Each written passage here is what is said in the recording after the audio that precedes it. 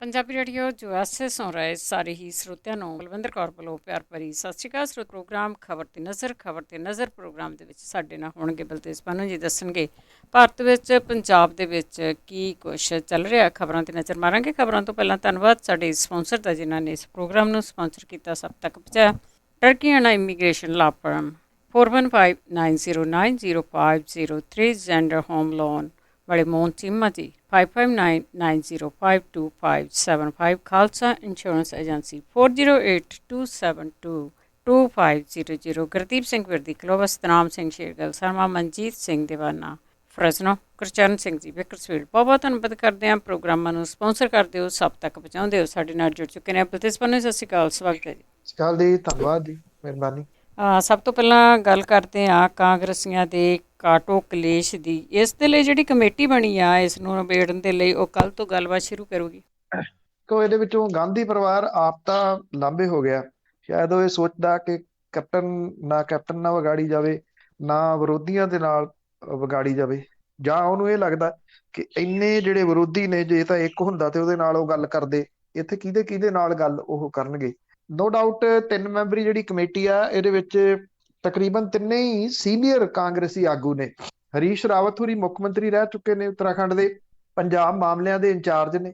ਅਜੇ ਤੱਕ ਤਾਂ ਸ਼ਾਇਦ ਉਹਨਾਂ ਨੂੰ ਇਹ ਸਮਝ ਨਹੀਂ ਪੈ ਰਹੀ ਕਿ ਇਹ ਲੜਾਈ ਕੀ ਆ ਤੇ ਕਿਵੇਂ ਨਿਬੜਨੀ ਆ, ਕਿਉਂਕਿ ਉਹਨਾਂ ਨੇ ਸ਼ਾਇਦ ਪੰਜਾਬ ਦੇ ਵਿੱਚ ਜੱਟਾਂ ਦੀ ਲੜਾਈ ਪਹਿਲਾਂ ਵੇਖੀ ਨਹੀਂ। ਕਦੀ ਕਿਸੇ ਨੂੰ ਰੋਟੀ ਤੇ ਮਨਾ ਕੇ ਲਿਆਉਂਦੇ ਰਹੇ, ਕਦੀ ਕਿਸੇ ਨੂੰ ਚਾਹ ਤੇ ਮਨਾ ਕੇ ਲਿਆਉਂਦੇ ਰਹੇ, ਟਰੈਕਟਰ ਤੇ ਬਿਠਾ ਕੇ ਮਾੜਾ ਜਿਹਾ ਦੂਜੇ ਪਾਸੇ ਵੇਖਦੇ ਤੇ ਉਹ ਟਰੈਕਟਰ ਤੋਂ ਉਤਰ ਕੇ ਫੇਰ ਭੱਜ ਗਏ। ਨਵਜੋਤ ਸਿੰਘ ਸਿੱਧੂ ਹੋਰੀ, ਸਾਰਿਆਂ ਨੂੰ ਯਾਦ ਹੋਣਾ। ਦੂਜੇ ਇਹਦੇ ਵਿੱਚ ਮਲਕਰਜਨ ਖੜਗੇ, ਜਿਹੜੇ ਕਿ ਕਾਂਗਰਸ ਦੇ ਸੀਨੀਅਰ ਨੇਤਾ ਨੇ, ਸਿਆਣੇ ਨੇਤਾਵਾਂ ਦੇ ਵਿੱਚ ਉਹਨਾਂ ਦਾ ਸ਼ੁਮਾਰ ਹੈ। ਦਿੱਲੀ ਤੋਂ ਸਾਬਕਾ ਮੈਂਬਰ ਪਾਰਲੀਮੈਂਟ ਨੇ JP ਅਗਰਵਾਲ, ਉਹਨਾਂ ਨੂੰ ਇਸ ਕਮੇਟੀ ਦੇ ਵਿੱਚ ਸ਼ਾਮਲ ਜਿਹੜਾ ਉਹ ਕੀਤਾ ਗਿਆ। ਜਿਹੜੇ ਵੱਖ-ਵੱਖ ਆਗੂ ਨੇ, ਜਿਹਦੇ ਵਿੱਚ ਨਵਜੋਤ ਸਿੰਘ ਸਿੱਧੂ ਹੋ ਗਏ, ਸੁਖਜਿੰਦਰ ਸਿੰਘ ਰੰਧਾਵਾ ਹੋ ਗਏ, ਚਰਨਜੀਤ ਸਿੰਘ ਚੰਨੀ ਹੋ ਗਏ, ਇਹਨਾਂ ਸਾਰੇ ਮਾਮਲਿਆਂ ਦੇ ਵਿੱਚ ਇਹ ਹੁਣ ਜਿਹੜੀ ਖੁੱਲ ਕੇ ਜੰਗ ਸਾਹਮਣੇ ਆਉਣ ਤੋਂ ਬਾਅਦ ਇਹ 3 ਮੈਂਬਰੀ ਕਮੇਟੀ ਗਠਿਤ ਕੀਤੀ ਗਈ ਆ। ਕਮੇਟੀ ਦੀ ਪਹਿਲੀ ਮੀਟਿੰਗ ਪਾਰਟੀ ਦੇ ਮੁੱਖ ਦਫ਼ਤਰ ਦੇ ਵਿੱਚ ਹੋਊਗੀ ਅੱਜ। ਅਗਲੇ ਸਾਲ ਹੋਣ ਵਾਲੀਆਂ ਵਿਧਾਨ ਸਭਾ ਚੋਣਾਂ ਤੋਂ ਪਹਿਲਾਂ ਪੰਜਾਬ ਕਾਂਗਰਸ ਦੇ ਵਿੱਚ ਧੜੇਬੰਦੀ ਤੇ ਵਖਰੇਵੇਂ ਖੁੱਲ ਕੇ ਜਿਹੜੇ ਉਹ ਸਾਹਮਣੇ ਆਏ ਆ। ਸੋਨੀਆ ਗਾਂਧੀ ਨੇ ਕਮੇਟੀ ਬਣਾ ਦਿੱਤੀ ਸੀ, ਪਰ ਇਹਦਾ ਐਲਾਨ ਨਹੀਂ ਸੀ ਕੀਤਾ ਗਿਆ। ਔਰ ਇਹਦੀ ਪੁਸ਼ਟੀ ਕਰਦਿਆਂ ਹਰੀਸ਼ ਰਾਵਤ ਨੇ ਇਹ ਗੱਲ ਕਹੀ ਆ ਕਿ ਪੈਨਲ ਜਿਹੜਾ ਬਣਾਇਆ ਗਿਆ ਉਹਦਾ ਉਦੇਸ਼ ਪੰਜਾਬ ਦੇ ਵਿੱਚ ਸਰਕਾਰ ਤੇ ਕਾਂਗਰਸ ਪਾਰਟੀ ਨੂੰ ਮਜ਼ਬੂਤ ਕਰਨਾ ਔਰ ਸੂਬਾਈ ਆਗੂਆਂ ਦੇ ਦਰਮਿਆਨ ਜਿਹੜੇ ਮਤਭੇਦ ਨੇ ਉਹਨਾਂ ਨੂੰ ਜਿਹੜਾ ਉਹ ਪਾਸੇ ਜਿਹੜਾ ਉਹ ਕਰਨਾ, ਸੁਲਝਾਉਣਾ ਉਹਨੂੰ। ਇਹਨਾਂ ਉਦੇਸ਼ਾਂ ਨੂੰ ਲੈ ਕੇ ਮੀਟਿੰਗ ਜਿਹੜੀ ਆ ਜੀ ਉਹ ਹੋਊਗੀ। ਰਾਵਤ ਹੋਰਾਂ ਨੇ ਕਿਹਾ ਕਿ ਅਸੀਂ ਪੰਜਾਬ ਦੇ ਆਗੂਆਂ ਨੂੰ ਅਪੀਲ ਕਰਦੇ ਹਾਂ ਕਿ ਇੱਕ ਦੂਜੇ ਦੇ ਖਿਲਾਫ ਆਪਣੀਆਂ ਭਾਵਨਾਵਾਂ ਤੇ ਵਿਚਾਰਾਂ ਨੂੰ ਨਸ਼ਰ ਨਾ ਕਰਨ ਤੇ ਆਪਣੀਆਂ ਸਮੱਸਿਆਵਾਂ ਨੂੰ ਪਾਰਟੀ ਮੰਚ ਦੇ ਉੱਤੇ ਉਠਾਉਣ। ਹੁਣ ਇਹਦੇ ਵਿੱਚ ਵੱਡਾ ਜਿਹੜਾ ਸਵਾਲ ਆ ਉਹ ਇਹ ਆਊਗਾ ਕਿ ਕੈਪਟਨ ਅਮਰਿੰਦਰ ਸਿੰਘ ਹੋਰੀ ਇਹ ਕਹਿ ਚੁੱਕੇ ਆ ਕਿ ਮੇਰੇ ਵੱਲੋਂ ਨਵਜੋਤ ਸਿੰਘ ਸਿੱਧੂ ਲਈ ਬੂਹੇ ਬੰਦ ਨੇ ਤੇ ਮੇਰੇ ਖਿਲਾਫ ਉਹ ਕਿਸੇ ਵੀ ਪਾਰਟੀ ਤੋਂ ਚੋਣ ਲੜ ਕੇ ਪਟਿਆਲੇ ਤੋਂ ਵੇਖ ਲੈ, ਮੈਂ ਕਰਾਉਂ ਉਹਦੀ ਜ਼ਮਾਨਤ ਜ਼ਬਤ। ਦੂਜੇ ਪਾਸੇ ਨਵਜੋਤ ਸਿੰਘ ਸਿੱਧੂ ਹੋਰੀ ਜਿੰਨਾ ਅੱਗੇ ਜਾ ਚੁੱਕੇ ਹੋਏ ਆ ਟਵੀਟ ਵਾਲੇ ਮਾਮਲਿਆਂ ਦੇ ਵਿੱਚ, ਉਹ ਸਿੱਧਾ ਗ੍ਰਹਿ ਮੰਤਰਾਲਾ ਜਿਹੜਾ ਕਿ ਕੈਪਟਨ ਅਮਰਿੰਦਰ ਸਿੰਘ ਹੋਰਾਂ ਦੇ ਕੋਲੇ ਆ, ਉਹਨੂੰ ਇਹਦਾ ਦੋਸ਼ੀ ਠਹਿਰਾਉਂਦੇ ਨੇ। ਉਹ ਹੁਣ ਇਸ ਮਸਲੇ ਦੇ ਉੱਤੇ ਕੀ ਜਿਹੜੀ ਇਹ ਕਮੇਟੀ ਬਣੀ ਆ ਉਹ ਦੋਨਾਂ ਨੂੰ ਬਿਠਾ ਕੇ ਆਪਸ ਦੇ ਵਿੱਚ ਪੈਚਅਪ ਕਰਵਾ ਦੂਗੀ। ਜੇ ਪੈਚਅਪ ਕਰਵਾਉਂਦੀ ਆ ਤੇ ਫਿਰ ਕੈਪਟਨ ਅਮਰਿੰਦਰ ਸਿੰਘ ਹੋਰਾਂ ਦੇ ਉਸ ਬਿਆਨ ਦਾ ਕੀ ਬਣੂਗਾ ਵੀ ਮੇਰੇ ਬੂਹੇ ਤਾਂ ਬੰਦ ਹੋ ਗਏ ਨਵਜੋਤ ਸਿੰਘ ਸਿੱਧੂ ਲਈ, ਤੇ ਨਵਜੋਤ ਸਿੰਘ ਸਿੱਧੂ ਹੋਰਾਂ ਦੇ ਵੱਲੋਂ ਕੀਤੇ ਗਏ ਵੱਖ-ਵੱਖ ਜਿਹੜੇ ਟਵੀਟ ਨੇ, ਚੁੱਕੇ ਗਏ ਮੁੱਦੇ ਨੇ, ਉਹਨਾਂ ਮੁੱਦਿਆਂ ਦਾ ਕੀ ਬਣੂਗਾ। ਇਹ ਬੜਾ ਵੱਡਾ ਪੁਆਇੰਟ ਹੈ। ਬਾਕੀ ਜਿਹੜੇ ਦੂਸਰੇ ਉਠਾ ਰਹੇ ਨੇ, ਚਾਹੇ ਸੁਖਜਿੰਦਰ ਸਿੰਘ ਰੰਧਾਵਾ ਉਠਾ ਰਹੇ ਨੇ ਜਾਂ ਉਹਨਾਂ ਦੇ ਨਾਲ ਦੇ ਜਿਹੜੇ ਉਠਾ ਰਹੇ ਨੇ, ਦੇਖੋ ਇਸ਼ੂ ਉਹ ਸਹੀ ਨੇ, ਵਿਰੋਧੀ ਧਿਰਾਂ ਨੇ ਉਠਾਉਣੇ ਸੀ, ਕਾਂਗਰਸ ਉਠਾ ਰਹੀ ਹੈ। ਹੁਣ ਜਿਹੜੀ ਕਮੇਟੀ ਬਣੀ ਆ ਕੀ ਉਹ ਕਹੂਗੀ ਕਿ ਜਿਹੜੇ ਤੁਸੀਂ ਵਾਅਦੇ ਕੀਤੇ ਸੀ ਚੋਣ ਮੈਨੀਫੈਸਟੋ ਚ ਪੂਰੇ ਨਾ ਕਰੋ, ਤੇ ਜਿਨ੍ਹਾਂ 2 ਮੁੱਦਿਆਂ ਨੂੰ ਲੈ ਕੇ ਸਰਕਾਰ ਕਾਂਗਰਸ ਦੀ ਬਣੀ ਸੀਗੀ, ਇੱਕ ਤਾਂ ਨਸ਼ਿਆਂ ਵਾਲੇ ਮਾਮਲੇ ਦੇ ਤੇ ਦੂਜਾ ਬੇਅਦਬੀ ਦੀਆਂ ਘਟਨਾਵਾਂ, ਇਹ ਦੋਨੋਂ ਮਾਮਲੇ ਤਾਂ ਉੱਥੇ ਹੀ ਖੜੇ ਆ। ਇਹਨਾਂ ਮਸਲਿਆਂ ਦੇ ਹੱਲ ਦੇ ਵਾਸਤੇ ਇਹ ਕਮੇਟੀ ਕੀ ਕਰੂਗੀ? ਜੇ ਇਹਨਾਂ ਸਵਾਲਾਂ ਦੇ ਜਵਾਬ ਨਹੀਂ ਮਿਲਦੇ ਤੇ ਸ਼ਾਇਦ ਹੋ ਸਕਦਾ ਇਹ ਕਮੇਟੀ ਵੀ ਜਿਹੜੀ ਹੈ ਜੀ ਉਹ ਮਹਿਜ਼ ਫਿਰ ਸਿੱਟ ਵਰਗੀ ਬਣ ਕੇ ਜਿਹੜਾ ਉਹ ਰਹਿ ਜਾਵੇ ਕਿ ਨਾ ਉਹਨਾਂ ਤੋਂ ਕੁਝ ਹੋਇਆ ਤੇ ਨਾ ਇਸ ਕਮੇਟੀ ਤੋਂ ਕੁਝ ਜਿਹੜਾ ਉਹ ਹੋਵੇ। ਪਰ ਇਹਦੇ ਵਿੱਚ ਇੰਨਾ ਜ਼ਰੂਰ ਹੈ ਗਾਂਧੀ ਪਰਿਵਾਰ ਦਾ ਪਾਸੇ ਰਹਿਣਾ ਸ਼ਾਇਦ ਇਸ ਕਰਕੇ ਆ ਕਿ ਜੇ ਨਾ ਹੀ ਗੱਲ ਬਣਦੀ ਦਿਸੀ ਤੇ ਫੇਰ ਗਾਂਧੀ ਪਰਿਵਾਰ ਦੀ ਐਂਟਰੀ ਹੋਊਗੀ। ਉਂਝ ਵੈਸੇ ਜਿਹੜੀਆਂ ਬਾਗੀ ਸੁਰਾਂ ਨੇ ਉਹ ਜਾਰੀ ਨੇ। ਇੱਥੋਂ ਬਟਾਲੇ ਤੋਂ ਨੇ ਜਿਹੜੇ ਕਾਂਗਰਸੀ, ਉਹਨਾਂ ਨੇ ਕੱਲ ਜਿਹੜੀ ਇਹ ਗੱਲ ਉਠਾਈ ਕਿ 2 ਸਾਲ ਹੋ ਗਏ ਮੈਨੂੰ ਕੋਸ਼ਿਸ਼ ਕਰਦੇ ਨੂੰ ਮੁੱਖ ਮੰਤਰੀ ਹੋਰਾਂ ਦੇ ਨਾਲ ਮਿਲਣ ਦੀ, ਮੈਂ ਵਾਰ-ਵਾਰ ਟਾਈਮ ਮੰਗਿਆ, ਉਹਨਾਂ ਨੇ ਟਾਈਮ ਨਹੀਂ ਦਿੱਤਾ। ਦੂਜੀ ਅਹਿਮ ਇਹ ਗੱਲ ਇਹ ਰਹੀ ਕਿ ਬਠਿੰਡਾ ਦਿਹਾਤੀ ਤੋਂ ਕੁਝ ਲੋਕ ਜਿਹੜੇ ਸੀ ਉਹ ਉਸ ਮੁੱਖ ਮੰਤਰੀ ਸਾਹਿਬ ਦੀ ਸਰਕਾਰੀ ਰਿਹਾਇਸ਼ ਦੇ ਬਾਅਦ ਜਿੰਦਾਬਾਦ ਮੁਰਦਾਬਾਦ ਕਰਨ ਚਲੇ ਗਏ ਜਿੱਥੇ ਉਹ ਰਹਿੰਦੇ ਨਹੀਂ। ਔਰ ਉਹ ਇਹ ਕਹਿੰਦੇ ਕਿ ਉਹਨਾਂ ਨੇ ਦੋਸ਼ ਲਾਏ ਮਨਪ੍ਰੀਤ ਸਿੰਘ ਬਾਦਲ ਤੇ ਮਨਪ੍ਰੀਤ ਸਿੰਘ ਬਾਦਲ ਦੇ ਸਾਲੇ ਜੋ ਜੌਲ ਤੇ, ਕਿ ਉਹ ਉਹਨੇ ਵਾਹ ਪੈਸੇ ਇਕੱਠੇ ਕਰੀ ਜਾਂਦੇ ਬਠਿੰਡੇ ਦੇ ਵਿੱਚੋਂ। ਇਹ ਬੜਾ ਆਪਣੇ ਆਪ ਦੇ ਵਿੱਚ ਅਹਿਮ ਹੈ ਕਿ ਮਨਪ੍ਰੀਤ ਸਿੰਘ ਬਾਦਲ ਹੋਰਾਂ ਦੇ ਉੱਤੇ ਜਿਹੜਾ ਜੀ ਉਹ ਦੋਸ਼ ਲੱਗਣੇ। ਇਟ ਮੀਨਸ ਕਿ ਮਨਪ੍ਰੀਤ ਸਿੰਘ ਬਾਦਲ ਹੋਰੀ ਵੀ ਕਿਤੇ ਨਾ ਕਿਤੇ ਚੁੱਪ ਕੀਤਾ ਆਪਣਾ ਪਲੇ ਕਰ ਰਹੇ ਆ ਵੀ ਜੇ 4 ਚੁਫੇਰੇ ਤੋਂ ਕਿਸੇ ਤੇ ਗੁਣਾ ਨਾ ਪਿਆ ਤੇ ਮੇਰੇ ਉੱਤੇ ਪੈ ਸਕਦਾ, ਵੀ ਆਹ ਬੰਦਾ ਚੁੱਪ ਕੀਤਾ ਜਾਂ ਇਹਨੂੰ ਬਣਾ ਦਿਓ। ਹੋ ਸਕਦਾ ਇਹ ਜਿਹੜਾ ਮੁਜ਼ਾਹਰਾ ਕਰਵਾਇਆ ਗਿਆ ਇਹ ਵੀ ਇਹਦਾ ਇੱਕ ਪਾਰਟ ਹੋਵੇ। ਸੋ ਕਾਂਗਰਸ ਦੇ ਵਿੱਚ ਇਹ ਜਿਹੜੀ ਰਾਜਨੀਤੀ ਆ ਇਹ ਪਾਰਟੀ ਸਮਝ ਸਕੂਗੀ, ਇਹ ਅਜੇ ਇੱਕ ਵੱਡਾ ਸਵਾਲ ਹੈ। ਬਿਲਕੁਲ, ਦਾਲ ਲਾਉਣ ਨੂੰ ਸਾਰੇ ਬੈਠੇ ਆ। ਅੱਗੇ ਸੈਂਟਰ ਨੇ ਕਿਹਾ ਕਿ ਜੋ ਵੀ ਸਮਾਨ ਕਰੋਨਾ ਦਾ ਆਊਗਾ ਉਸ ਸਮਾਨ ਦੇ ਉੱਤੇ GST ਲਾਗੂ ਰਹੇਗੀ। ਐਕਚੁਅਲੀ ਕੀ ਹੈ ਕਿ ਜਿਹੜਾ GST ਆ ਇਹਦੀ ਮੀਟਿੰਗ ਜਿਹੜੀ ਹੋਈ ਜਿਹਦੇ ਵਿੱਚ COVID-19 ਦੇ ਇਲਾਜ ਦੇ ਵਾਸਤੇ ਵਰਤੀਆਂ ਜਾਣ ਵਾਲੀਆਂ ਮੈਡੀਕਲ ਜਿਹੜੀਆਂ ਬਾਕੀ ਸਮਾਨ ਹੈ GST ਦੀਆਂ ਦਰਾਂ ਦੇ ਵਿੱਚ ਇਹਦੇ ਤੇ ਕੋਈ ਤਬਦੀਲੀ ਨਹੀਂ ਕੀਤੀ ਗਈ। ਹਾਲਾਂਕਿ ਬਲੈਕ ਫੰਗਸ ਦੇ ਇਲਾਜ ਦੇ ਵਾਸਤੇ ਵਰਤੀ ਜਾਣ ਵਾਲੀ ਦਵਾਈ ਦੀ ਦਰਾਮਦ ਦੇ ਉੱਤੇ 31 ਅਗਸਤ 2021 ਤੱਕ ਟੈਕਸ ਛੋਟ ਦੇਣ ਦਾ ਫੈਸਲਾ ਜਿਹੜਾ ਉਹ ਲਿਆ ਗਿਆ।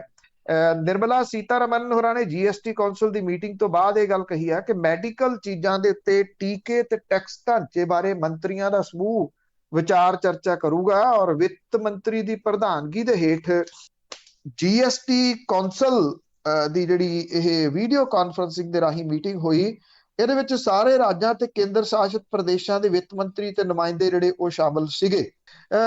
ਐਕਚੁਅਲੀ ਇਸ ਵੇਲੇ ਦਵਾਈ ਦੇ ਉੱਤੇ 5% GST ਲੱਗਦਾ। ਵਿੱਤ ਮੰਤਰੀ ਨੇ ਕਿਹਾ ਕਿ ਰਾਜਾਂ ਦੇ GST ਮਾਲੀਏ ਦੇ ਨੁਕਸਾਨ ਦੇ ਵਾਸਤੇ ਕੇਂਦਰ ਸਰਕਾਰ ਪਿਛਲੇ ਸਾਲ ਦੇ ਵਾਂਗੂ ਇਸ ਸਾਲ ਵੀ ਕਰਜ਼ਾ ਚੁੱਕੂਗੀ ਤੇ ਉਹਨੂੰ ਰਾਜਾਂ ਨੂੰ ਜਾਰੀ ਕਰੂਗੀ, ਮਤਲਬ ਕਿ ਕਰਜ਼ਾ ਰਾਜਾਂ ਨੂੰ ਫਿਰ ਜਿਹੜਾ ਉਹ ਚੁੱਕਣਾ ਪਊਗਾ। ਔਰ ਇਹ ਰਾਸ਼ੀ 1.58 ਲੱਖ ਕਰੋੜ ਹੋਊਗੀ। GST ਸਿਸਟਮ ਲਾਗੂ ਹੋਣ ਸਮੇਂ ਸ਼ੁਰੂ ਕੀਤੇ ਗਏ ਮੁਆਵਜ਼ਾ ਪ੍ਰਬੰਧ ਦੇ ਬਾਰੇ ਵਿੱਤ ਮੰਤਰੀ ਨੇ ਕਿਹਾ ਕਿ ਜੁਲਾਈ 2022 ਤੋਂ ਬਾਅਦ ਮੁਆਵਜ਼ਾ ਪ੍ਰਬੰਧ ਲਾਗੂ ਰੱਖਣ ਬਾਰੇ ਅਜੇ ਵਿਚਾਰ GST ਕੌਂਸਲ ਦਾ ਵਿਸ਼ੇਸ਼ ਜਿਹੜਾ ਉਹ ਸੈਸ਼ਨ ਬੁਲਾਇਆ ਜਾਊਗਾ। ਇਹਦੇ ਵਿੱਚ ਜਿਹੜਾ ਸਭ ਤੋਂ ਅਹਿਮ ਪੱਖ ਇਹ ਸੀਗਾ, ਵਿਰੋਧੀ ਧਿਰਾਂ ਇਹ ਗੱਲ ਕਹਿੰਦੀਆਂ ਰਹੀਆਂ ਨੇ ਕਿ ਜਿਹੜਾ ਮੈਡੀਕਲ ਸਟੱਫ ਆਉਂਦਾ ਇਸ ਵੇਲੇ ਖਾਸ ਤੌਰ ਦੇ ਉੱਤੇ ਕਰੋਨਾ ਨੂੰ ਲੈ ਕੇ ਜਿਹੜਾ ਵਿਦੇਸ਼ਾਂ ਤੋਂ ਆ ਰਿਹਾ, ਲੋਕ ਬੜੇ ਵੱਡੀ ਗਿਣਤੀ ਦੇ ਵਿੱਚ ਜਿਹੜੇ ਆਕਸੀਜਨ ਕੰਸਟਰੇਟਰ ਨੇ ਉਹ ਮੰਗਾ ਰਹੇ ਆ। ਇਹ ਤੇ GST ਜਿਹੜੀ ਆ ਉਹ ਲੱਗਦੀ ਆ। ਇਹਦੇ ਵਿੱਚ ਸਵਾਲ ਵੱਡਾ ਇਹ ਕੀਤਾ ਗਿਆ ਕਿ ਇਹ GST ਹਾਲ ਦੀ ਘੜੀ ਕਰੋਨਾ ਵਾਇਰਸ ਨੂੰ ਦੇਖਦਿਆਂ ਹੋਇਆ ਜਿਹੜੀ ਉਹ ਮਾਫ ਕੀਤੀ ਜਾਵੇ, ਪਰ ਜਿਹੜੀ ਇਹ ਮੀਟਿੰਗ ਹੋਈ ਆ ਉਹਦੇ ਵਿੱਚ ਇਹ ਨਹੀਂ ਛੱਡੀ ਗਈ। ਮਤਲਬ ਕਿ ਜਿਹੜੇ ਲੋਕ ਬਾਹਰੋਂ ਵੀ ਸਮਾਨ ਨਾ ਖਰੀਦ ਸਕਣ, ਜਾਂ ਸਰਕਾਰ ਨੂੰ ਇਹ ਲੱਗਦਾ ਕਿ ਮੇਰਾ ਟੈਕਸ ਨਾ ਘਟ ਜੇ, ਲੋਕਾਂ ਦੇ ਉੱਤੇ ਇਹਦਾ ਅਸਰ ਜੋ ਪੈਂਦਾ ਉਹ ਪਈ ਜਾਵੇ, ਉਹਨੂੰ ਕੋਈ ਬਹੁਤਾ ਫਰਕ ਨਹੀਂ। ਜੀ ਸਰਕਾਰ ਨੂੰ ਕੀ ਹੈ। ਅੱਗੇ ਲਾਲ ਕਿਲੇ ਵਾਲੇ ਮਾਮਲਾ 17 ਜੂਨ ਦੀ ਤਰੀਕ ਪਈ ਹੈ।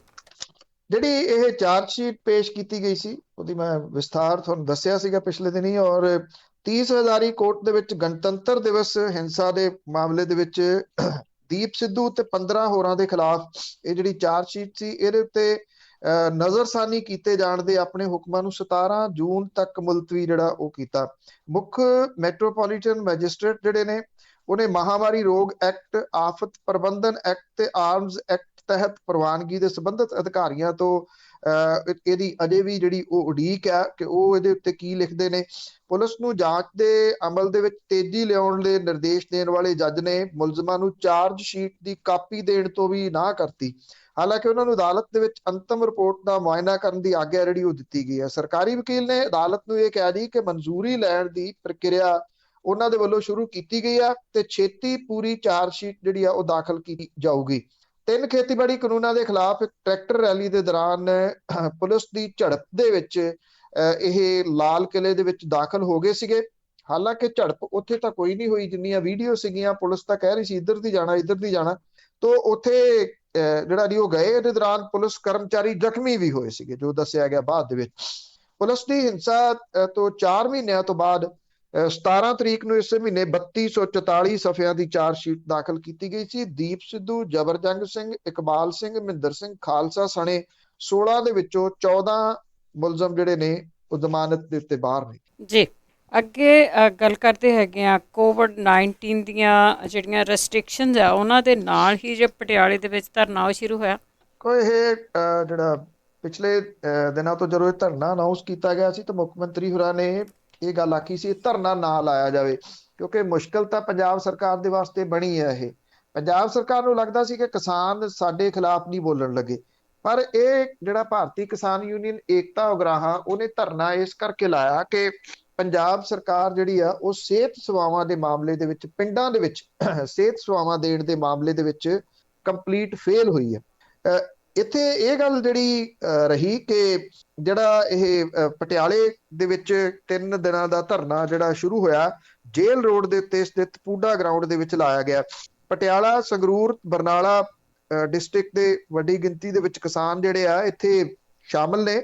ਸਭ ਨੇ ਮਾਸਕ ਲਾਏ, ਸੈਨੀਟਾਈਜ਼ਰ ਦੀ ਵਰਤੋਂ ਕੀਤੀ ਗਈ, ਪੰਡਾਲ ਜਿਹੜਾ ਬਣਾਇਆ ਗਿਆ ਉਹਦੇ ਵਿੱਚ ਡਿਸਟੈਂਸ ਰੱਖ ਕੇ ਜਿਹੜਾ ਇਹ ਬੈਠੇ ਨੇ ਸਾਰੇ। ਇਹ ਨਵੇਕਲੀ ਗੱਲ ਇਸ ਧਰਨੇ ਦੀ ਰਹੀ, ਜਿਸ ਚੀਜ਼ ਤੋਂ ਇਹ ਕਿਹਾ ਜਾ ਰਿਹਾ ਸੀਗਾ ਕਿ ਇੱਥੋਂ ਫੈਲ ਜੂਗਾ। ਮੀਡੀਆ ਵੀ ਬੜਾ ਰੌਲਾ ਪਾ ਰਿਹਾ ਸੀਗਾ ਕਿ ਇਹ ਸਪਰੈਡਰ ਬਣ ਜਾਣਗੇ, ਪੰਜਾਬ 'ਚ ਮਸੀਂ ਕੰਟਰੋਲ ਹੋਇਆ। ਉਸ ਮਾਮਲੇ ਨੂੰ ਬੜਾ ਧਿਆਨ ਇਹਨਾਂ ਕਿਸਾਨਾਂ ਨੇ, ਇਸ ਕਿਸਾਨ ਜਥੇਬੰਦੀ ਨੇ ਜਿਹੜਾ ਉਹ ਰੱਖਿਆ। ਜਿਹੜੇ ਵੱਖ-ਵੱਖ ਬੁਲਾਰੇ ਆ ਉਹਨਾਂ ਨੇ ਇਹ ਗੱਲ ਜਿਹੜੀ ਕਹੀ ਆ ਕਿ ਕਰੋਨਾ ਦੇ ਨਾਲ ਨਿਪਟਣ ਲਈ ਢੁਕਵੇਂ ਪ੍ਰਬੰਧ ਹੈ ਨਹੀਂ ਗੇ, ਔਰ ਇਹ ਕਿਹਾ ਗਿਆ ਕਿ ਵੱਡੇ ਪ੍ਰਾਈਵੇਟ ਹਸਪਤਾਲ ਜਿਹੜੇ ਸਰਕਾਰੀ ਕੰਟਰੋਲ ਦੇ ਹੇਠ ਲਏ ਜਾਣ, ਲੋੜੀਂਦੇ ਬੈੱਡ, ਵੈਂਟੀਲੇਟਰ, ਆਕਸੀਜਨ ਸਿਲੰਡਰਾਂ ਦੇ ਪੂਰੇ ਪ੍ਰਬੰਧ ਕੀਤੇ ਜਾਣ, ਮੈਡੀਕਲ ਸਟਾਫ ਦੀ ਨਵੀਂ ਭਰਤੀ ਕੀਤੀ ਜਾਵੇ, ਵੈਕਸੀਨ ਮੁਫਤ ਮੁਹੱਈਆ ਹੋਵੇ ਪਰ ਜਬਰੀ ਕਿਸੇ ਨੂੰ ਨਾ ਲਾਈ ਜਾਵੇ, ਹਰ ਸ਼ਹਿਰ, ਕਸਬੇ ਤੇ ਪਿੰਡ ਦੇ ਵਿੱਚ ਮੁਫਤ ਟੈਸਟਾਂ ਦਾ ਪ੍ਰਬੰਧ ਹੋਵੇ ਔਰ ਇਹ ਪ੍ਰਬੰਧ ਤੁਰੰਤ ਕਰਵਾਇਆ ਜਾਣਾ ਜਿਹੜਾ ਉਹ ਚਾਹੀਦਾ। ਸਵਾਲ ਇਹ ਹੈ ਕਿ ਇਹਦੇ ਵਿੱਚ ਜਿਹੜੀਆਂ ਮੰਗਾਂ ਕੀਤੀਆਂ ਗਈਆਂ ਨੇ ਕਿ ਹਰ ਕਸਬੇ, ਸ਼ਹਿਰ ਦੇ ਵਿੱਚ ਟੈਸਟਾਂ ਦਾ ਮੁਫਤ ਪ੍ਰਬੰਧ ਹੋਵੇ, ਹੁਣ ਇਹ ਕਰਨਗੇ ਕੌਣ? ਸਟਾਫ ਤਾਂ ਹੈ ਨਹੀਂਗਾ ਸਰਕਾਰ ਦੇ ਕੋਲੇ, ਨਾ ਉਹਨੇ ਸਟਾਫ ਰੱਖਿਆ। ਜਿਹੜਾ ਪਿਛਲੇ ਬਾਰੇ ਰੱਖਿਆ ਸੀ ਉਹ ਕੱਢ ਦਿੱਤਾ 2 ਮਹੀਨਿਆਂ ਤੋਂ ਬਾਅਦ ਵੀ ਕਰੋਨਾ ਵਾਇਰਸ ਤਾਂ ਗਿਆ। ਪਿੰਡਾਂ ਦੀਆਂ ਡਿਸਪੈਂਸਰੀ ਸਿਸਟਮ ਦਾ ਜੋ ਹਾਲ ਹੈ ਉਹ ਸਾਰਿਆਂ ਦੇ ਸਾਹਮਣੇ ਹੈ। ਜੇ ਕੋਈ ਕਿਸੇ ਜਗ੍ਹਾ ਦੇ ਉੱਤੇ ਕੋਈ ਟਿਕਾਣਾ ਹੋਊਗਾ ਜਿੱਥੇ ਜਾ ਕੇ ਇਹ ਡਾਕਟਰ ਬੈਠ ਸਕਣਗੇ, ਫਾਰਮਾਸਿਸਟ ਉਹਨਾਂ ਦੇ ਨਾਲ ਜਾ ਕੇ ਬੈਠ ਸਕਣਗੇ, ਬਾਕੀ ਅਮਲਾ ਬੈਠ ਸਕੂਗਾ, ਉੱਥੇ ਜਾਣਗੇ ਨਾ। ਹੁਣ ਰੁੱਖਾਂ ਥੱਲੇ ਜਾ ਕੇ ਤਾਂ ਟੈਸਟ ਲੈਣੋਂ ਰਹੇ। ਇਹ ਚੰਗੀ ਗੱਲ ਇਸ ਪੱਖੋਂ ਰਹੀ ਕਿ ਕਿਸਾਨ ਜਿਹੜੇ ਆ ਉਹ ਇਸ ਅਹਿਮ ਮੁੱਦੇ ਨੂੰ ਉਭਾਰ ਰਹੇ ਆ। ਨਹੀਂ ਤਾਂ ਇੱਥੇ ਪੰਜਾਬ ਦੇ ਵਿੱਚੋਂ ਸਿਹਤ ਸੇਵਾਵਾਂ ਤੇ ਐਜੂਕੇਸ਼ਨ ਇਹ ਮੁੱਦੇ ਹੀ ਗਾਇਬ ਹੋ ਗਏ। ਲੋਕੀ ਇਹਨਾਂ ਮੁੱਦਿਆਂ ਦੇ ਉੱਤੇ ਗੱਲ ਹੀ ਨਹੀਂ ਕਰਦੇ। ਹੁਣ ਜਦੋਂ ਇਹ ਮਹਾਮਾਰੀ ਆਈ ਆ ਤੇ ਲੋਕਾਂ ਨੂੰ ਇਹ ਪਤਾ ਲੱਗਿਆ ਕਿ ਸਾਡਾ ਸਿਹਤ ਸਿਸਟਮ ਹੈ ਨਹੀਂਗਾ, ਸਾਡਾ ਡਿਸਪੈਂਸਰੀ ਸਿਸਟਮ ਉੱਡ ਗਿਆ।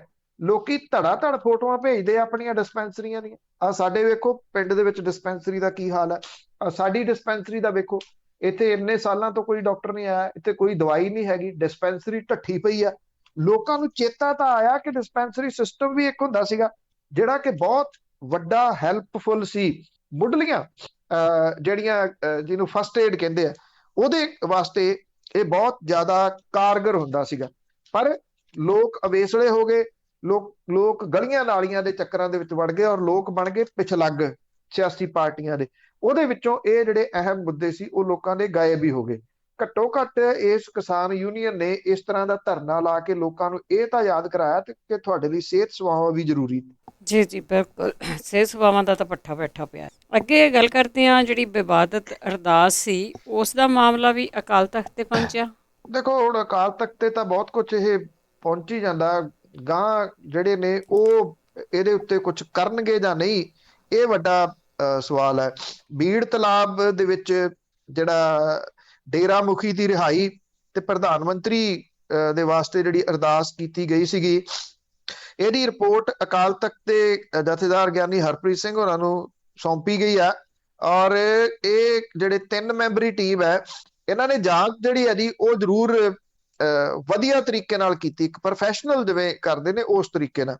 ਬਠਿੰਡੇ ਦੇ ਗੁਰਦੁਆਰਾ ਹਾਜੀ ਰਤਨ ਦੇ ਮੈਨੇਜਰ ਦੀ ਅਗਵਾਈ ਦੇ ਵਿੱਚ ਇਹ ਕਮੇਟੀ ਬਣਾਈ ਗਈ ਸੀ। ਜਥੇਦਾਰ ਨੇ ਇਸ ਮਾਮਲੇ ਪਿੱਛੇ ਕੋਈ ਸਿਆਸੀ ਸਾਜ਼ਿਸ਼ ਹੋਣ ਦਾ ਖਦਸ਼ਾ ਜਿਹੜਾ ਉਹ ਪ੍ਰਗਟਾਇਆ ਔਰ ਉਹਨੇ ਇਹ ਗੱਲ ਕਹੀ ਹੈ ਕਿ ਉਹ ਖਦਸ਼ਾ ਹੀ ਪ੍ਰਗਟਾ ਰਹੇ ਐਸੇ, ਵੈਸੇ ਉਹਨਾਂ ਨੂੰ ਦਿਸਦਾ ਨਹੀਂ ਇਹ। ਔਰ ਇਹ ਕਿਹਾ ਕਿ ਸੂਬੇ ਦੀ ਭਾਈਚਾਰਕ ਸਾਂਝ ਨੂੰ ਢਾਹ ਲਾਉਣਾ ਇਹਦਾ ਮਕਸਦ ਜਿਹੜਾ ਉਹ ਹੋ ਸਕਦਾ। ਇਸੇ ਤਰ੍ਹਾਂ ਦਾ ਸੂਬੇ ਦੀ ਭਾਈਚਾਰਕ ਨੂੰ ਢਾਹ ਲਾਉਣ ਵਾਲਾ ਮਕਸਦ ਸੀ ਜਦੋਂ ਸਰਸੇ ਵਾਲੇ ਨੂੰ ਮਾਫੀ ਦਵਾਈ ਗਈ ਸੀ, ਉਹ ਵੀ ਜਥੇਦਾਰ ਘਰੇ ਸੱਦ ਕੇ। ਉਹਨਾਂ ਮਸਲਿਆਂ ਦੇ ਉੱਤੇ ਕੋਈ ਜਥੇਦਾਰ ਨਹੀਂ ਬੋਲਦਾ ਕਿ ਉਹ ਕੀ ਜਿਹੜਾ ਉਹ ਕਰਵਾਇਆ ਗਿਆ ਸੀ, ਜਿਹਦੇ ਵਿੱਚੋਂ ਗੁਰੂ ਗ੍ਰੰਥ ਸਾਹਿਬ ਦੀ ਬੇਅਦਬੀ ਦੀਆਂ ਘਟਨਾਵਾਂ ਨਿਕਲੀਆਂ।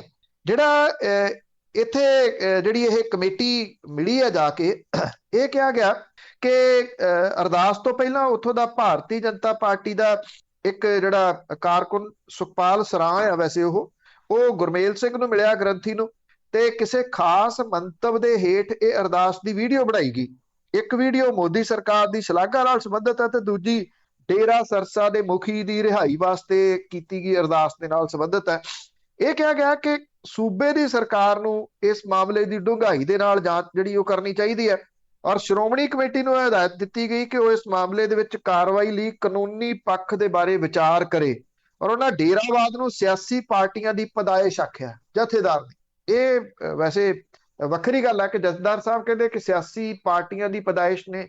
ਜਿਨ੍ਹਾਂ ਨੇ ਇਸ ਜਥੇਦਾਰ ਸਾਹਿਬ ਨੂੰ ਲਾਇਆ ਉਹ ਤਾਂ ਖੁਦ ਜਿਹੜਾ ਡੇਰਿਆਂ ਦੇ ਪਿੱਛੇ ਫਿਰਦੇ ਨੇ, ਔਰ ਡੇਰੇ ਵਾਲੇ ਨੂੰ ਮਾਫੀ ਉਹਨਾਂ ਨੇ ਦਵਾਈ। ਅਕਾਲੀ ਆਗੂ ਕਿਤੇ ਭੁੱਲ ਗਏ ਕਿ ਸਰਸੇ ਵਾਲੇ ਦੇ ਸਾਹਮਣੇ ਹੱਥ ਜੋੜ ਕੇ ਕਿਵੇਂ ਖੜੇ ਸੀਗੇ ਜਦੋਂ ਜੇ ਉਹਨੂੰ ਸਜ਼ਾ ਨਹੀਂ ਸੀ ਹੋਈ ਕਿ ਸਾਨੂੰ ਵੋਟਾਂ ਜਿਹੜੀਆਂ ਉਹ ਪਵਾ ਦਿਓ। ਇਹ ਪਿਛਲੀਆਂ ਵਿਧਾਨ ਸਭਾ ਚੋਣਾਂ ਤੋਂ ਐਨ ਪਹਿਲਾਂ ਦੀ ਜਿਹੜੀ ਉਹ ਗੱਲ ਹੈ।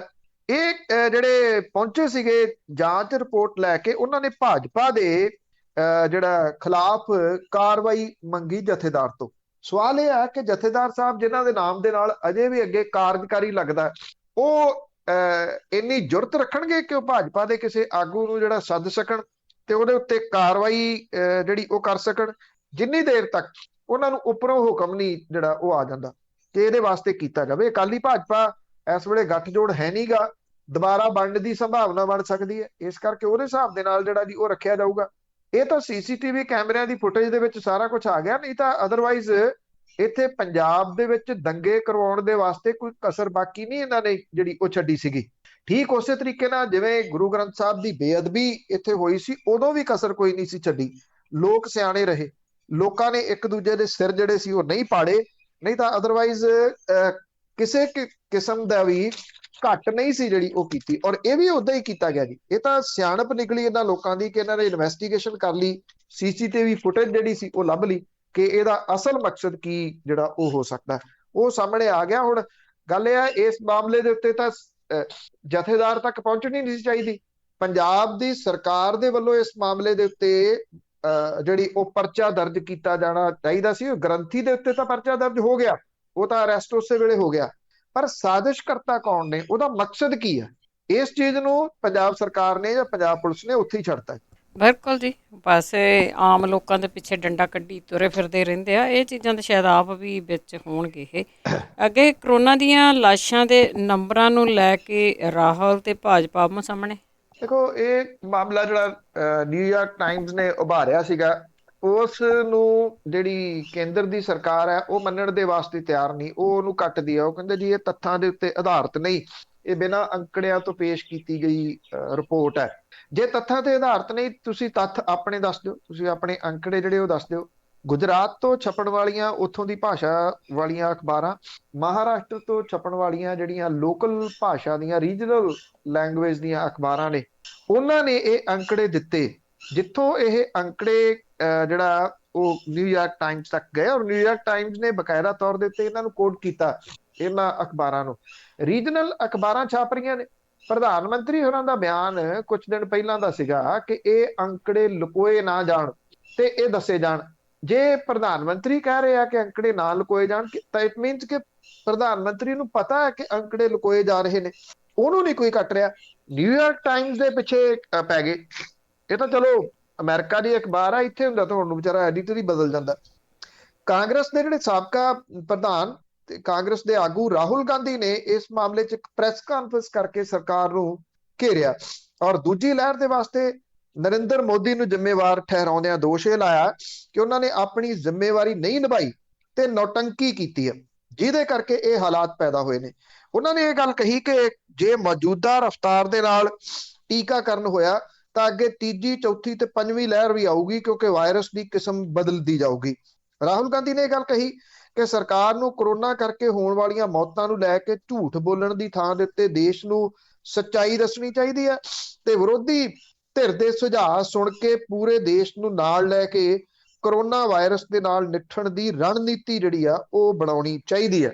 ਇਹ ਵੀ ਕਿਹਾ ਕਿ ਪ੍ਰਧਾਨ ਮੰਤਰੀ ਹੋਰੀ ਮੁਲਕ ਨਹੀਂ ਚਲਾ ਰਹੇ, ਬਲਕਿ ਉਹ ਤਾਂ ਈਵੈਂਟ ਮੈਨੇਜਮੈਂਟ ਜਿਹੜੀ ਉਹ ਕਰ ਰਹੇ ਹੈ। ਉਧਰ ਰਾਹੁਲ ਗਾਂਧੀ ਦੇ ਉੱਤੇ ਨਿਸ਼ਾਨਾ ਲਾਉਂਦਿਆਂ ਹੋਇਆ ਭਾਜਪਾ ਨੇ ਇਹ ਗੱਲ ਕਹੀ ਹੈ ਕਿ ਵਿਰੋਧੀ ਧਿਰ ਦੇ ਨੇਤਾ ਨੇ ਜਿਸ ਤਰ੍ਹਾਂ ਦੀ ਭਾਸ਼ਾ ਵਰਤੀ ਹੈ, ਇਹ ਲੋਕਾਂ ਦੇ ਮਨਾਂ ਦੇ ਵਿੱਚ ਡਰ ਪੈਦਾ ਕਰਨ ਦੀ ਕੋਸ਼ਿਸ਼ ਕੀਤੀ ਹੈ। ਇਹ ਕਿਹਾ ਕਿ ਇਹਦੇ ਤੋਂ ਇਹ ਸਪਸ਼ਟ ਹੋ ਗਿਆ ਕਿ ਟੂਲ ਕਿੱਟ ਵੀ ਉਸ ਪਾਰਟੀ ਨੇ ਬਣਾਈ ਸੀ।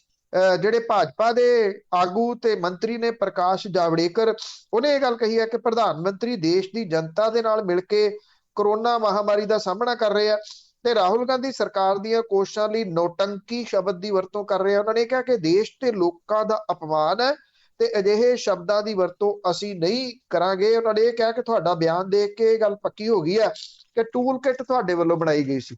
ਭਾਰਤੀ ਜਨਤਾ ਪਾਰਟੀ ਨੂੰ ਇਹ ਲਫ਼ਜ਼ ਬਹੁਤ ਚੰਗਾ ਲੱਗਦਾ, ਟੂਲ ਕਿੱਟ, ਕਿਉਂਕਿ ਉਹ ਕਿਸੇ ਦਿਸ਼ਾ ਰਾਵੀ ਨੂੰ ਵੀ ਇਸ ਟੂਲ ਕਿੱਟ ਵਾਲੇ ਮਾਮਲੇ ਦੇ ਵਿੱਚ ਉਲਝਾ ਕੇ ਅੰਦਰ ਦੇ ਦਿੰਦੀ ਹੈ, ਤੇ ਹੁਣ ਉਹਨੂੰ ਇਹ ਲੱਗਦਾ ਕਿ ਧਿਆਨ ਡਾਈਵਰਟ ਕਰਨ ਦੇ ਵਾਸਤੇ ਟੂਲ ਕਿੱਟ ਜਿਹੜਾ ਲਫ਼ਜ਼ ਹੈ ਉਹ ਕਾਂਗਰਸ ਲਈ ਵੀ ਵਰਤਿਆ ਜਾ ਸਕਦਾ, ਔਰ ਉਹ ਟਵਿੱਟਰ ਦੇ ਮਗਰ ਵੀ ਜੇ ਪਈ ਹੈ ਤੇ ਉਹ ਟੂਲ ਕਿੱਟ ਦਾ ਨਾਮ ਵਰਤ ਕੇ ਹੀ ਪਈ ਹੋਈ ਹੈ। ਬਿਲਕੁਲ, ਸਾਰਾ ਕੁਝ ਟਾਰਗੇਟ ਹੀ ਹੁੰਦਾ ਆ ਪਹਿਲਾਂ ਹੀ ਕਿ ਕੀ ਲੈ ਕੇ ਚੱਲਣਾ ਹੈ। ਤੇ ਅੱਗੇ ਗੱਲ ਕਰਦੇ ਹਾਂ, ਪੰਜਾਬ ਸਰਕਾਰ ਵੱਲੋਂ ਅੱਜ ਮਿਸ਼ਨ 2 ਦੀ ਜਿਹੜੀ ਤਿਆਰੀ ਕੀਤੀ ਗਈ ਹੈ, ਪਰ ਕਈ ਜ਼ਿਲ੍ਹਿਆਂ ਦੇ ਤਾਂ ਬਹੁਤ ਮੰਦੇ ਹਾਲ ਹੈ, ਉੱਥੇ ਕੁਝ ਵੀ ਨਹੀਂ ਹੈਗਾ। ਤਾਂ ਮਿਸ਼ਨ ਜਿਹੜਾ ਫਤਿਹ ਮਿਸ਼ਨ 2 ਜਿਹਦਾ ਅਨਾਉਂਸਮੈਂਟ ਮੁੱਖ ਮੰਤਰੀ ਕਰ ਰਹੇ ਸੀਗੇ ਵੀਡੀਓ ਦੇ ਰਾਹੀਂ ਹੀ ਕਰਦੇ ਆ ਉਹ, ਔਰ ਉਹਨਾਂ ਨੇ ਇਹ ਕਿਹਾ ਕਿ ਇਹਦੇ ਵਿੱਚ ਨੌਜਵਾਨ ਸਾਥ ਦੇਣ, ਤੇ ਨੌਜਵਾਨ ਜਿਹੜੇ ਨੇ ਉਹ ਲਾ ਲੈਣ ਠੀਕਰੀ ਪਹਿਰੇ। ਹੁਣ ਠੀਕਰੀ ਪਹਿਰਾ ਜਿਹੜਾ ਲਫ਼ਜ਼ ਆ ਇਹ ਉਦੋਂ ਫੇਮਸ ਹੋਇਆ ਸੀ ਜਦੋਂ ਕਾਲੇ ਕੱਛਿਆਂ ਵਾਲੇ ਫਿਰਦੇ ਹੁੰਦੇ ਸੀ। ਜਿਹੜਾ ਕਰੋਨਾ ਵਾਇਰਸ ਆ ਉਹ ਕਾਲੇ ਕੱਛਿਆਂ ਵਾਲੇ ਥੋੜੀ ਆ ਵੀ ਇੱਥੇ ਠੀਕਰੀ ਪਹਿਰਾ ਲਾ ਲਿਆ ਤੇ ਉੱਥੇ ਨਹੀਂ ਵੜੂਗਾ, ਉਹ ਕਹੂਗਾ ਅੱਛਾ ਇੱਥੇ ਨਾਕਾ ਲੱਗਿਆ, ਚਲੋ ਫਿਰ ਮੈਂ ਅਗਲੇ ਪਿੰਡ ਚੱਲਦਾ। ਇਹ ਲੋਕਾਂ ਨੂੰ ਨਾਲ ਲੈਣ ਦੀ ਗੱਲ ਹੈ, ਪਰ ਜਿਹੜੇ ਟੈਸਟਿੰਗ ਹੈ ਜਿਹਦੀ ਆਪਾਂ ਪਹਿਲਾਂ ਗੱਲ ਕੀਤੀ ਹੈ ਉਹ ਤਾਂ ਪਿੰਡਾਂ ਥਾਵਾਂ ਤੇ ਹੈ ਨਹੀਂ। ਜਿੱਥੋਂ ਤੁਸੀਂ ਮਦਦ ਮੰਗ ਰਹੇ ਹੋ ਉਹਨਾਂ ਨੂੰ ਦੇ ਕੀ ਰਹੇ ਹੋ, ਇਹ ਵੱਡਾ ਸਵਾਲ ਹੈ। ਜਦੋਂ ਮਿਸ਼ਨ ਫਤਿਹ ਸਰਕਾਰ ਨੇ ਮਨਾਇਆ ਸੀਗਾ ਪਿਛਲੇ ਵਰੇ ਦੇ ਅਖੀਰ ਦੇ ਵਿੱਚ, ਉਦੋਂ ਬੜੇ ਵੱਡੇ ਹੋਰਡਿੰਗਸ ਲੱਗੇ ਸੀ, ਇੱਥੇ ਐਡਵਰਟਾਈਜ਼ਮੈਂਟ ਚੈਨਲਾਂ ਦੇ ਉੱਤੇ ਚੱਲਦੀਆਂ ਸੀ। ਮੈਂ ਉਦੋਂ ਵੀ ਗੱਲ ਕੀਤੀ ਸੀ ਵੀ ਕਾਹਦਾ ਮਿਸ਼ਨ ਫਤਿਹ ਹੈ, ਤੁਹਾਡੇ ਕੋਲੇ ਵੈਕਸੀਨ ਆ ਗਿਆ, ਸਮੁੱਚੀ ਪਾਪੂਲੇਸ਼ਨ ਪੰਜਾਬ ਦੀ ਉਹਨੂੰ ਤੁਸੀਂ ਵੈਕਸੀਨੇਟ ਕਰਤਾ, ਇਹਦੀ ਕੋਈ ਮੈਡੀਸਨ ਆ ਗਈ ਹੋਈ ਹੈ ਜਿਹਦੇ ਤੋਂ ਤੁਸੀਂ ਬਚ ਗਏ ਹੋ, ਕਿਸ ਚੀਜ਼ ਦਾ ਮਿਸ਼ਨ ਫਤਿਹ ਤੁਸੀਂ ਮਨਾ ਰਹੇ ਹੋ? ਪਰ ਉਹ ਕਹਿੰਦੇ ਜੀ ਨਹੀਂ ਇਹ ਮਿਸ਼ਨ ਫਤਿਹ ਆ, ਬਸ ਮਨਾ ਲਿਆ ਸੀ, ਕਈ ਕਲਾਕਾਰਾਂ ਨੂੰ ਵੀ ਨਾਲ ਲੈ ਲਿਆ, ਬੜੇ ਪ੍ਰੋਮੋ ਬਣਾ ਲਏ, ਚੈਨਲਾਂ ਦੇ ਉੱਤੇ ਲਾਤੇ, ਮਿਸ਼ਨ ਫਤਿਹ ਜਿਹੜਾ ਉਹ ਹੋ ਗਿਆ। ਮੁੱਖ ਮੰਤਰੀ ਹੋਰੀ ਮਾਸਕ ਦੇ ਪਿੱਛੇ ਮੁਸਕਰਾਉਂਦੇ ਜਿਹੜੇ ਉਹ ਨਜ਼ਰ ਆਉਂਦੇ ਸੀ। ਹੁਣ ਮਿਸ਼ਨ ਫਤਿਹ 2 ਚੱਲ ਪਿਆ। ਇਹ ਜਿਹੜਾ ਕਹਿਤਾ ਕਿ ਅਸੀਂ ਮਿਸ਼ਨ ਫਤਿਹ 2 ਮਨਾ ਰਹੇ ਹਾਂ, ਰਿਐਲਿਟੀ ਜਿਹੜੀ ਆ ਉਹ ਕੀ ਆ? ਪੰਜਾਬ ਅੱਜ ਵੀ ਮੌਤਾਂ ਦੇ ਸਿਲਸਿਲੇ ਦੇ ਵਿੱਚ ਖਤਰਨਾਕ ਸਥਿਤੀ ਦੇ ਉੱਤੇ ਖੜਾ। ਪੰਜਾਬ ਦੇ ਵਿੱਚ 148 ਮੌਤਾਂ ਪਿਛਲੇ 24 ਘੰਟਿਆਂ ਦੇ ਦੌਰਾਨ ਹੋਈਆਂ ਨੇ, ਤੇ ਇਹ ਗਿਣਤੀ 14,180 ਹੋ ਗਈ ਹੈ।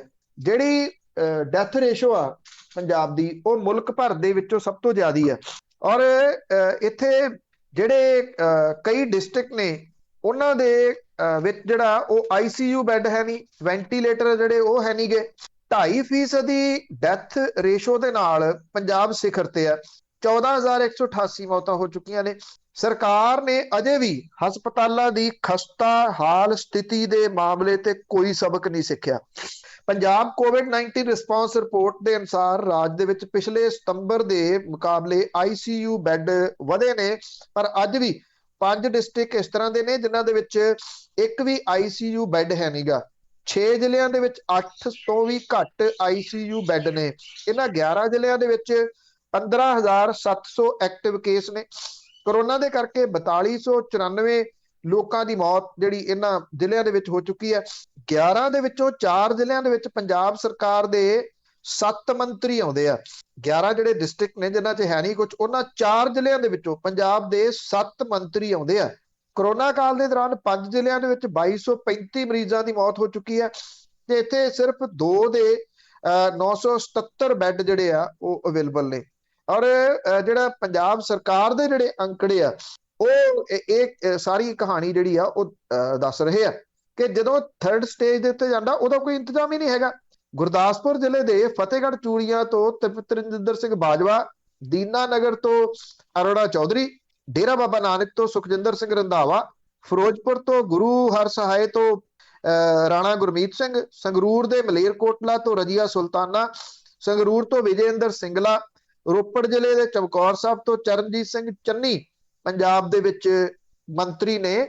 ਔਰ ਇਹਨਾਂ ਜ਼ਿਲ੍ਹਿਆਂ ਦੇ ਵਿੱਚ ਸਥਿਤੀ ਜਿਹੜੀ ਆ ਉਹ ਸਭ ਤੋਂ ਖਰਾਬ ਹੈ। ਜਿੱਥੇ ਕੋਈ ਵੈਂਟੀਲੇਟਰ ਨਹੀਂ ਹੈਗਾ, ਗੁਰਦਾਸਪੁਰ, ਬਰਨਾਲਾ, ਮੋਗਾ, ਮੁਕਤਸਰ, ਮਾਨਸਾ ਤੇ ਸੰਗਰੂਰ, ਇਹਨਾਂ ਦੇ ਵਿੱਚ ਕੋਈ ਵੈਂਟੀਲੇਟਰ ਨਹੀਂਗਾ। ਇਹ ਹਾਲਾਤ ਪੰਜਾਬ ਦੇ ਮਿਸ਼ਨ ਫਤਿਹ 2 ਦੇ ਨੇ ਜੀ। ਇਹ ਕਿਹੜਾ ਮਿਸ਼ਨ ਹੈ, ਕਿਹੜੀ ਫਤਿਹ ਆ, ਸ਼ਾਇਦ ਮੁੱਖ ਮੰਤਰੀ ਹੀ ਜਾਣਦੇ ਨੇ। ਬਿਲਕੁਲ ਜੀ, ਆਪਣੇ ਘਰ ਦੀ ਫਤਿਹ ਆ। ਹੁਣ ਤਾਂ ਵੋਟਾਂ ਆ ਗਈਆਂ ਲਾਗੇ ਤੇ ਅਖੀਰ ਦੇ ਵਿੱਚ ਮਮਤਾ ਬੈਨਰਜੀ ਦੀ ਗੱਲ ਕਰਦੇ ਆ। ਉਸਨੇ ਅੱਧਾ ਘੰਟਾ ਪ੍ਰਧਾਨ ਮੰਤਰੀ ਨੂੰ ਇੰਤਜ਼ਾਰ ਕਰਵਾਇਆ। ਦੇਖੋ, ਅੜਬ ਤਾਂ ਸਭ ਨੂੰ ਪਤਾ ਹੈ ਕਿ ਮਮਤਾ ਬੈਨਰਜੀ ਹੁਰੀ ਹੈਗੇ ਆ। ਔਰ ਜਿਹੜਾ ਤੂਫਾਨ ਆਇਆ ਉਹਦਾ ਜਾਇਜ਼ਾ ਲੈਣ ਦੇ ਵਾਸਤੇ ਪ੍ਰਧਾਨ ਮੰਤਰੀ ਗਏ ਕੁਝ ਸੂਬਿਆਂ ਦੇ ਵਿੱਚ, ਪੱਛਮੀ ਬੰਗਾਲ ਵੀ ਉਹਦੇ ਵਿੱਚ ਸੀ। ਐਕਚੁਅਲੀ ਕੀ ਹੋਇਆ, ਜੇ ਪ੍ਰੋਟੋਕਾਲ ਦੇਖਿਆ ਜਾਵੇ ਤਾਂ ਫਿਰ ਮਮਤਾ ਬੈਨਰਜੀ ਠੀਕ ਹੈ। ਉਹਨੇ ਇਹ ਗੱਲ ਕਹੀ ਕਿ ਇਹਦੇ ਵਿੱਚ ਤੁਸੀਂ ਜਿਹੜਾ ਸ਼ੁਭੇਂਦੂ ਅਧਿਕਾਰੀ ਆ ਉਹਨੂੰ ਕਿਉਂ ਸੱਦਿਆ। ਪ੍ਰੋਟੋਕਾਲ ਦੇ ਮੁਤਾਬਕ ਤਾਂ ਉਹ ਨਹੀਂ ਸੀ ਜਿਹੜਾ ਉਹ ਚਾਹੀਦਾ।